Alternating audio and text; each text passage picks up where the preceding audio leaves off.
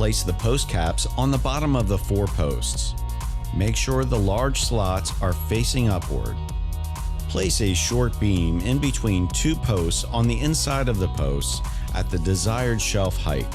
Insert into the opening and press down so it slides into the narrower slot. Secure the beam in both posts. Repeat this step with the other set of posts. Take 2 long beams and secure them to either side of the post and their braces. Make sure the beams are level with the short beams. Then tap into place with a rubber mallet and cloth to secure all 4 beams. Attach the midsection support bar to the long beams by inserting the teeth of the support bar into the openings on the long beams. The midsection support bar should run parallel with the short beams. Repeat steps 2 to 4 to set up the other posts.